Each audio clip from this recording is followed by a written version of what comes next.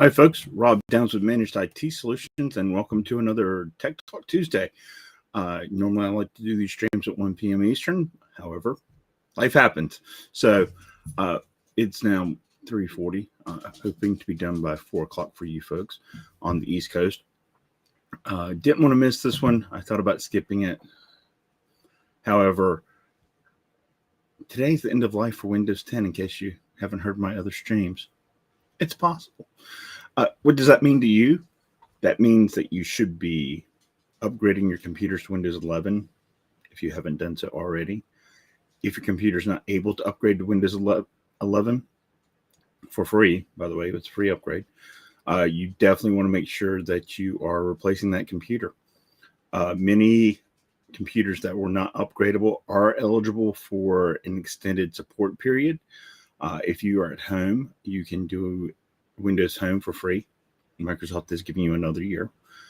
You do have to sign up for it. I'll try to get a link posted in one of these and put it in the description after the stream. And then if you're a business professional using Windows Professional, you do have to pay $61 per machine for one additional year of support. A second year will cost you twice that, and you will have to order it next year. However, I would advise you to take this next 12 months if you do have to extend it to go ahead and replace your systems instead of just keep chugging with Windows 10. It's going to get pricier as you go. So that was the number one story for today that I wanted to make sure that everyone was aware of. It is very cyber related. Now, some people were like, what does it matter? I'll just run Windows 10 until my computer dies, whatever the case may be. What you have to be aware of is that means you're not going to be getting patches anymore. If you didn't sign up for extended support or upgrade to Windows 11. Well, why is that important? What it comes down to is that all the manufacturers of software, Microsoft, Adobe, Google, Mozilla, Oracle, you name it, when they put out a patch, basically they're telling the bad guys where there's a flaw, right? So those guys don't have to concentrate on finding flaws. They've just been told by the manufacturer where the flaws are. And in many cases, they'll outline how the exploit works. So they don't have to do, and when I say they, the bad guys, don't have to do much research into how to exploit those issues. They just write a little bit of code and they're in. And back in the day, you had to be a coder of some decent sort to be able to do that. But with the advent of AI, yeah, anyone can code. Anyone can look to code for an exploit and take advantage of it. So you want to go out there and get your update done. Make sure you take a good backup. If you're upgrading an existing system, you shouldn't have any issues. But if the data is important, you should be backing it up on a regular basis anyway. We recommend both a local backup as well as a cloud backup. You should also make sure that your backups are encrypted in case someone steals your backup drive. You don't want them to be able to easily access your photos, videos, documents, whatever the case may be. So I will probably bring it up again next week. That's your past due. But just want to make sure everyone knows that Windows 10 officially end of life is today. So let's go to the next bit. I saw a story, and I've seen it referenced in multiple places, of the increased usage of cyber or cryptocurrency ATMs as a methodology to scam people out of their money. I want to make sure that people are aware of that this is actually active.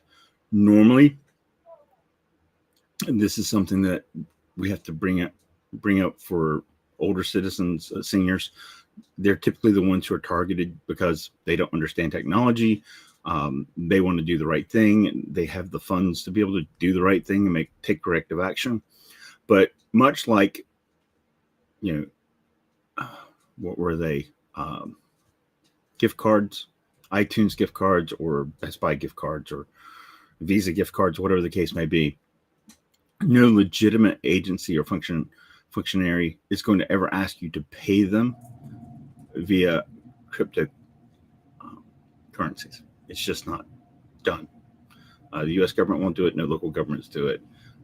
So if you're being told that you need to pay and you need to do it by sending in X amount of Bitcoin or Ethereum or whatever the cryptocurrency of their choice is by going to an ATM and depositing it into their wallet. That's not legitimate, right? And I would advise most people against using ATMs to obtain cryptocurrency. If you want to have cryptocurrency, so be it. I have cryptocurrency as a disclaimer. I put a little bit in there every once in a while. I have seen it grow from, a few $100s to several $1,000s because I've had it for a while. Didn't have that much though. So, unlucky me. It's one of those shoulda, coulda, wouldas, right? If I'd have bought Apple when it was at $6 a share, same concept, right? So, I just want to make sure that everyone understands that no legitimate agency or corporation or company is ever going to ask you to reimburse them, pay them, get you caught up via cryptocurrency that you have to go use an ATM to do, or they're not going to ask for iTunes gift cards or Best Buy gift cards or prepaid Amex or prepaid Visa cards, etc. That is a scam.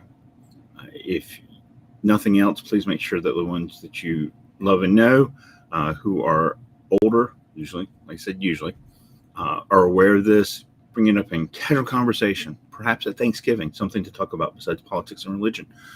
We want to make sure that everybody's safe out there. That's the whole purpose of what I do.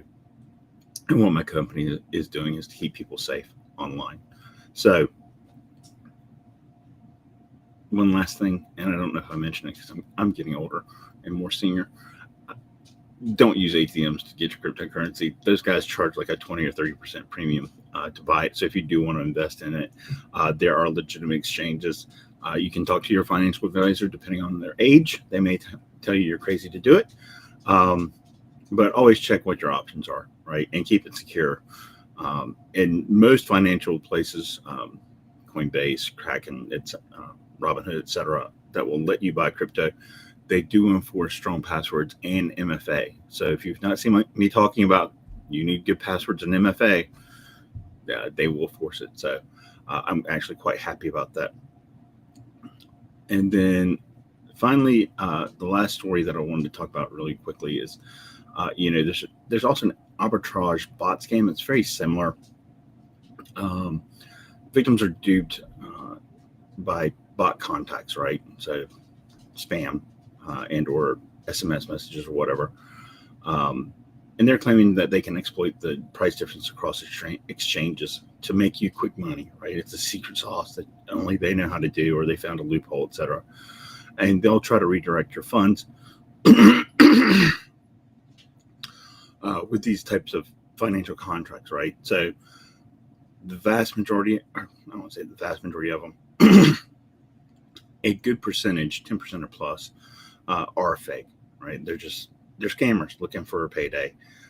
You give them money, you don't get a contract, nothing else, and then they're gone, right? It's easy to set up a new website. It's easy to set up a new ad channel and then go the way of the dodo, right? Most of these companies can just form offshore and they'll never get caught. The big bad problem with online scams, online frauds, cyber criminality is that jurisdiction lines apply, but they're very ambiguous when it comes to cyber criminals. They can operate outside the U.S. in our case with no way for U.S. officials to touch them. And it does take some technology to track these guys down. So your local police department or sheriff's department not going to have the budget, the skill set to be able to go hunt these guys down. Even if they could, they don't have the jurisdiction to go get them many times, even if it's because many times it's not in another state where they can put out a warrant for somebody and have them picked up in another jurisdiction. And the FBI just has so much going on, so much cyber crime is going on. It's a multi-billion-dollar industry per year, right? That's why they do it. It's money. It's their only drive is, for the most part, money. There are malicious actors out there who are working for the government to try to sabotage governments. We have those same people as well, not working to sabotage our government, but sabotage our enemies' governments or impede them. But the cyber criminals, they're making money. This is why they do it. And so the FBI, in many cases, if you're in a small market, like we're in the Raleigh-Durham market, so probably $2 to $3 million is where they might give you some attention.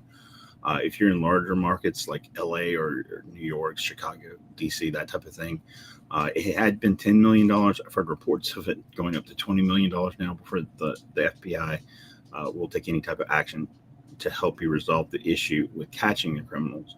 Now, that being said, sometimes international cooperation between the FBI, Interpol, and other types of organizations are able to locate the server farms these guys use overseas and shut them down.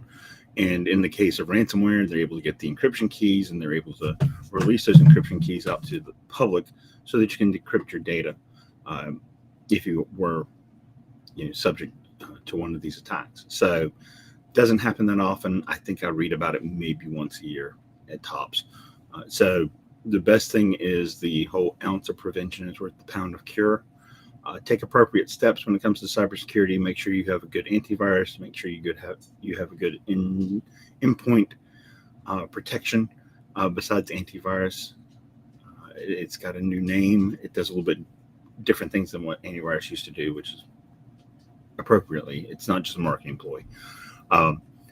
Make sure you have good backups of all your data. Make sure that you are using different passwords on all your different systems, which I've also emphasized many times. Use multi-factor authentication anywhere and everywhere you can do it, including social media, not just your financial accounts. And keep yourself with some good cyber hygiene. Think before you click. Is the last piece I'll leave you with.